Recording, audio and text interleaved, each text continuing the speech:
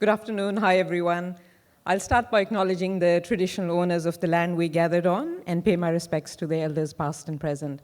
This land always has been and always will be Aboriginal land. This is my first time at MardiGrass, and it is a real pleasure to be here to be speaking with you on something I'm very passionate about, that is drug law reform. My name is Mehreen Faruqi. I'm a Greens MP in New South Wales Parliament, and amongst my many portfolios, I also proudly have the responsibility of the drugs and harm minimization portfolio for the Greens. And I do apologize for rushing in and rushing out at this Mardi Gras. I just had to speak at an event, a gender equality conference this morning in Sydney, and I have to head back tomorrow for some other events and rallies.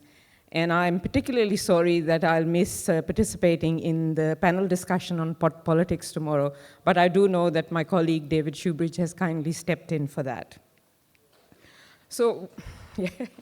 So while my talk today is about cannabis law reform and the experiences that I had just recently in Oregon and California, I do want to just take you back a little bit in history, because it's quite important to remember how we ended up with such terrible and harmful drug laws, so that we are able to then look at that historically and find out ways of how we can change these laws. So just recently, an interview published in Harper's Magazine, 22 years after the interview was actually held, showed the real intentions behind prohibitionist drug policies in the United States and the laws that resulted from that. Richard Nixon's domestic policy chief in the late 1960s told Harper's Bazaar this, and I quote, "The Nixon White House had two enemies, the anti-war left and black people.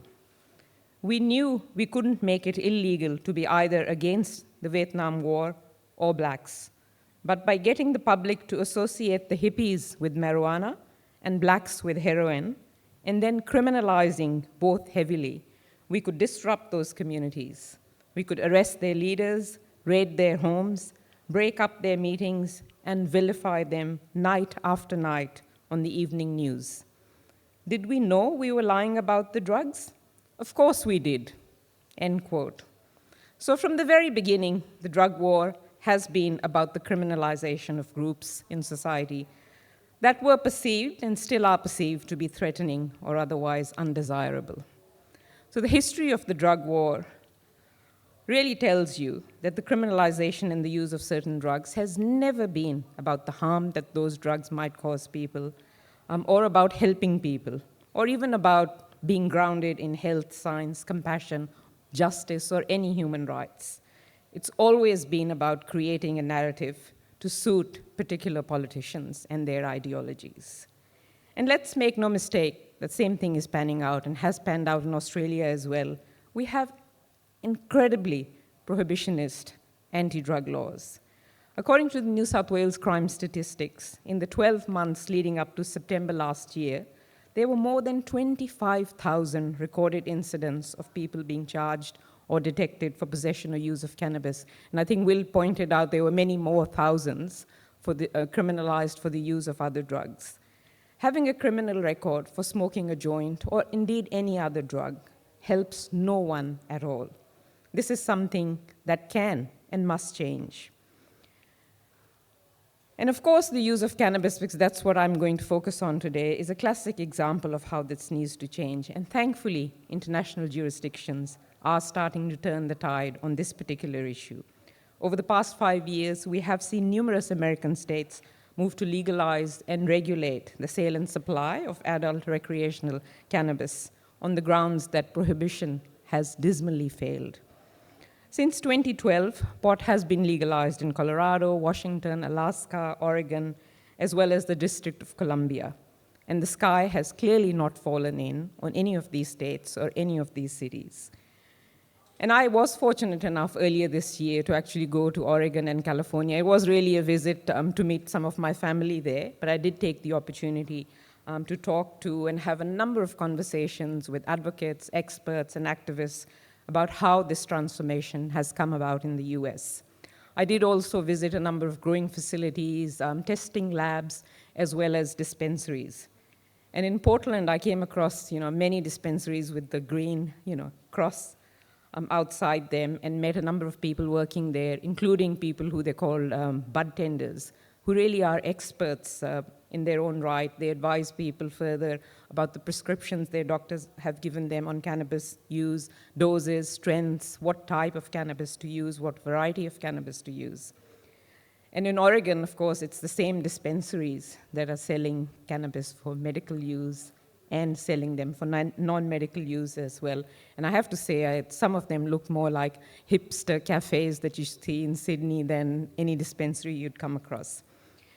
I think in the US, though, in particular in Oregon and California and states like that, the long-standing availability of cannabis for medical purposes in these states has had a profound effect on the maturity of the conversation around drugs more generally. And it is heartening to see governments around Australia now actually start talking about medical cannabis, and taking similar steps, though probably I would argue that they're very small steps at the moment in terms of legalizing cannabis. This treatment is so important to people who need it, people for whom in many cases there is no other treatment which has actually worked. And of course, it can facilitate a more nuanced and rational discussion also about generally drugs in society and how to deal with it. But it is also important to note that there are major differences between what is and isn't acceptable as medical marijuana. And it differs in the states as well. In California, for instance, it includes ailments such as arthritis, chronic pain, migraine, and severe nausea. And this does allow the patient, it gives the patient the choice actually to use cannabis over much more dangerous but so-called legal drugs such as pain medications and opiates. And it is unfortunate, I have to say, that the intention here in New South Wales is to have a rather narrow set of allowable conditions for medical marijuana. But I think it's at least a start. We can start there and get to a place where other people are, hopefully soon. But through my time in the US and talking to all these various people, it became crystal clear to me that having open discussions on drugs really helps remove the stigma that we have in society, where we still talk about it in very hushed tones and behind closed doors. These changes have really brought the drugs and discussions about drugs from the shadows of an underground market into the light of legalization. But most importantly, the thing I realized was that there were so many factors, and I'll talk to you about them in a minute, that came together to spur this change. And amongst them was different people from the community coming together, and they include mothers of children who might be using drugs, parents, of course. It includes religious leaders as well. It includes civil liberties organizations. It includes organizations who are involved in racial issues. And the media, of course, has been key to this, as well as ex-police officers, I was told, because current police officers are not very willing to talk about it, but ex-police officers are. And no doubt, of course, when I was speaking to people, there are still challenges, even in states that have decriminalized and legalized, and regulated the sale and supply of cannabis. There are issues. One particular one that I came across was on banking. So obviously, because cannabis is not yet legal in federal law in America, much of the trade and banks come under federal law. Much of the trade in cannabis happens in cash. So one of my uncles in Portland works in an electricity company, and they have actually built a secure room for people who grow cannabis, which use a lot of electricity to pay their bills by cash. So everyone is adapting to this change because they do think that it is the right thing to do, it is the just thing to do, it is the only way forward. And of course, the question of edibles is also a vexed one, where food safety concerns and the potency will have to be carefully considered, and that's a debate they're having at the moment. We also need to consider, of course, how commercialized we allow this to become. After all, do we really want a repeat of the power of the alcohol industry and companies that is rampant in Australia at the moment? So these are issues that the US jurisdictions are grappling with, and they are overcoming it step by step. But what is also really interesting to note in the US around this movement on drug law reform is that it has been driven by popular movements by the people, by different states having referendums. They are not reforms that have been particularly championed by politicians, but reforms that have been pushed by ordinary people. And one such person that I did meet in Portland was Leah Morer. Leah and her husband Travis have been at the forefront of activism and have been advocating for some years on cannabis law reform in Oregon, especially since they experienced quite a paramilitary-style home invasion for growing cannabis when they used to live in Colombia in 2009. And I must say, across the board, whether it was Leah or whether it was anyone else involved in the cannabis legalization or the selling of it or the growing of it, I was really impressed and touched by the passion that they had, not because they could set up an industry or because they could make money, but the passion that they had about the justice and the human rights issue about it. And so the discussions around how it all came about, what were the factors that brought it all together. Some of them were, of course, around the argument that all users are not abusers. Others were around the argument that people can use restricted products in a non-harmful way as well, of course. But the key ones that did persuade the community, and of course in the end some of the politicians as well, were related to safety and fiscal issues.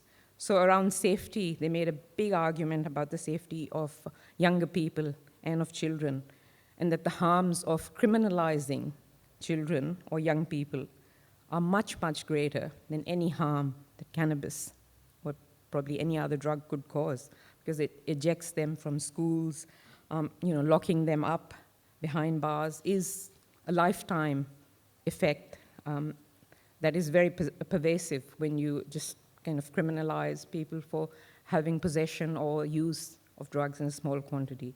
The safety of supply as well and sale was a big issue, that big argument that they used. So, when you have it legalized and regulated, sale of it, then you can have it tested. It's not adulterated. It's sold in retail outlets, not in dark alleys or in parks and streets. And of course, the other big argument around the economy, the fiscal argument, was about law enforcement and the money and the resources that are spent on law enforcement at the moment for very non-violent, low-level drug offenders. And that money could actually be redirected to real issues if they want that. And of course, the argument of the sales tax income, which I think in Colorado is used mainly on education programs in schools. So this has been a people's campaign through and through, and the people are winning, and I think that's the biggest lesson that we can learn from that. While the politicians, I think always are way behind public opinion, it's been the same case in the US. And it has really shown a clear divide between ordinary people, what ordinary people want, and what politicians might be willing to legislate. And of course, like I said, there have been roadblocks at every level, but people have overcome them. And the upcoming, I think it's the November vote to legalize cannabis in California, of course, everyone considered it to be a potential game changer for the US anyway, because it could trigger a nationwide change, because California, with its 40 million people, and position as a global center for entertainment, for commerce, and culture, would be the biggest and the most significant jurisdiction so far to legalize it. All the best of luck to them, and we will be looking at them closely, watching what happens there. Because it does matter what happens across the world. It does matter to us in Australia what happens across the world. We do have a war on drugs in Australia, in part because it has been historically influenced by whatever changes have happened internationally. So once the rest of the world, and we know that they are changing, of course, we will change as well with them. The United Nations Special Session on Drugs wrapped up several weeks ago. The UN formally, unfortunately, continues to pursue and prioritize a failed prohibition approach, imagining a drug-free world, which they believe is possible. Of course, for the rest of us who do have our heads screwed on in the right direction, think that that is not an achievable aim, neither should it be. In an open letter to the UN, I joined with over 1,000 other politicians, doctors, lawyers, and drug law reform advocates, including Bernie Sanders, Elizabeth Warren, Jesse Jackson, and many others, to implore the UN to strike a new path And I'll just read a bit of the section of the letter that we signed up to the UN. And this is what it says. The drug control regime that emerged during the last century has proven disastrous for global health, security, and human rights, focused overwhelmingly on criminalization and punishment. It created a vast illicit market that has enriched criminal organizations, corrupted governments, triggered explosive violence, distorted economic markets, and undermined basic moral value. A growing number of city, state, and national governments no longer treat drug use and possession as crimes. Some are beginning to legally regulate cannabis for medical and even non-medical purposes. Many more recognize the need to make essential medicines readily available, especially for pain and palliative care in lower income countries. But far greater and more systemic reforms are essential. And one way of going about doing this is, of course, through drug law reform, and particularly cannabis law reform, by legalizing and regulating the supply and sale of cannabis to adults across the country. Governments do know that prohibition has failed, and more progressive members of political parties are starting to stand up and say, hey, I don't think I can be quiet anymore. You can see this at the federal level where there has been a cross-party drug law reform group formed. And dare I say that even members of the law enforcement community know the same thing. And I met with such a member in Portland. Actually, it was a very chance meeting. I had lost my way and was desperate for some caffeine. So I saw this woman standing at the corner of a building, and I asked her if there was a cafe nearby, and she said, oh yeah, the best cafe in Portland is just 50 meters away. And then she said to me, but hang on a minute, I'll bring you something that goes really well with coffee. So I waited there, and she went in, came out. She came out with a nicely packed packet of cannabis cookies. She didn't know why I was there, what I was doing. It was a completely chance meeting. Then we started talking, and she was actually an ex-policewoman who had left the police force because of seeing the disastrous impacts of the drug policies that were there at that time. And she had actually opened up a bakery, cannabis bakery. So she'd give me a tour of the bakery. I met all her staff. And again, another really passionate woman advocating for change. But I guess we also have to realize that with the current New South Wales government, however, we do live in the age of stoner sloth. And we do have to, that's a battle we have to have as well. We have to overcome these, kind of cringe-inducing political own goals that they have. We all know that this really baffling and quite farcical campaign, which set the New South Wales government a cool $350,000, is a typical example of how the government deals with this issue. The campaign was based on an infantile and childish approach to cannabis that was ripe for mockery. That's exactly what happened across the world. It had no educational value, and rather than educating people about the issues associated with maybe smoking cannabis, it talked down to people. And we know that when we want to influence or initiate change, the only way it happens is talking with people, not talking at people. And Jeff Sparrow perhaps put it best when he said that this particular campaign was a symptom of our inept drugs debate. Just in the last few weeks, we've also seen reports from Queensland, from the Queensland government, which again inexplicably pushed to reclassify cannabis to be considered as dangerous as heroin, when really, as Will said, we should actually be looking to decriminalizing all drugs. It's sometimes really hard to understand who these people are really and what their agenda is.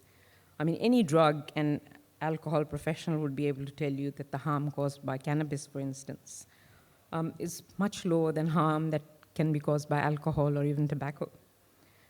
But unfortunately, opportunistic politicians are willing to put facts aside and really push their own political own goals, in fact. So our challenge is to stand up to this nonsense and be louder and bolder in our calls for cannabis law reform. And I can certainly commit to that today in front of you.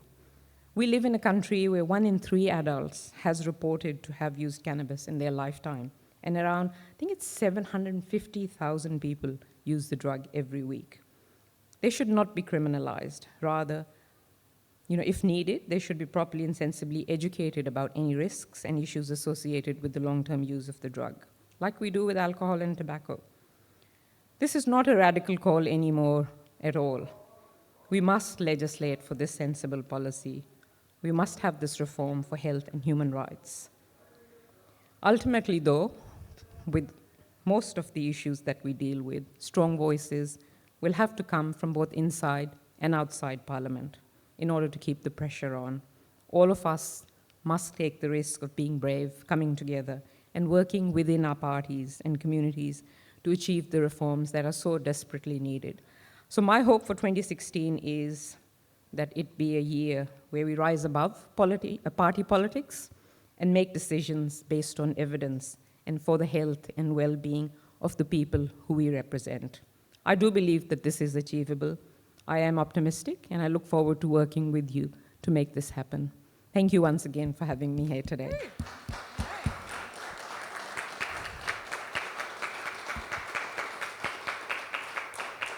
Thank you, Mehreen. That's very, very inspiring and interesting. So it's great that the Greens are on our side as well. Are there any questions in the audience?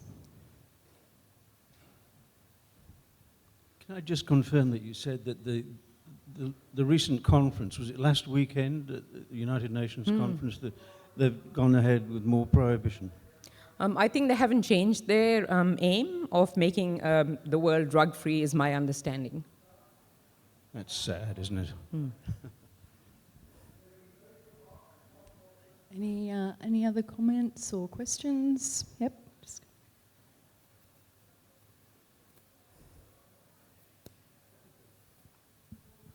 If the UN did intend on trying to make a drug-free world, as they say, would that also include all pharmaceuticals? Yeah, well, that's, I take it as a rhetorical question. That's a really good point.